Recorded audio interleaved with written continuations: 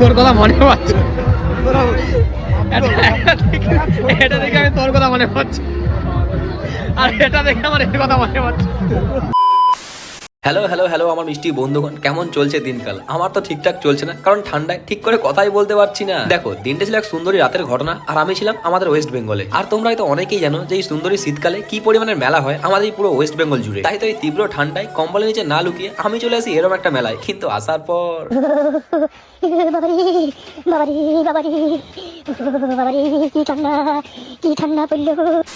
দেখো, তোমরা যে যাই বলো না কেন, আমাদের এই মেলা গরম গরম জিলাপি আর পাঁপড় ভাজা ছাড়া পুরোটাই অসম্পূর্ণ। তাই তো আমরা প্রথমেই এসেছিলাম এই জিলাপির দোকানে। ভাই, যেখানে এত বড় মেলা, আমরা কোথা থেকে শুরু করবো সেটাই খুঁজে পাচ্ছি না। ঠিক আছে, ওইদিকে আপনি এদিক থেকে শুরু করবো, তাহলে আবার সেম জায়গায় চলে যাচ্ছি আমরা। আর দেখো, তুমি যদি মেলা গিয়ে একটু না খাও ঠেলা, তাহলে সেটা কিসের মেলা? বাড়িতেই বসে থাকা ভালো। যাই হোক, তারপর তোমরা মেলা দেখলাম, ঘুরলাম, আড্ডা মারলাম। কিন্তু ভাই, আমার এই ছোট্ট স্বপ্নই থেকে গেল, পুরোনো আর হবে না। আর ভাই, এই মেলার যে সেলফি জোনটা ছিল, ওটা সেলফি জোন না বিয়ে বাড়ির প্যান্ডেল? হ্যাঁ, ধরতে পারবেন না। না ভাই না, আমি কিচ্ছু চাই না। আমার খালি লাইফে এরম ধরনের কনফিডেন্স চাই। কি কনফিডেন্স ভাই!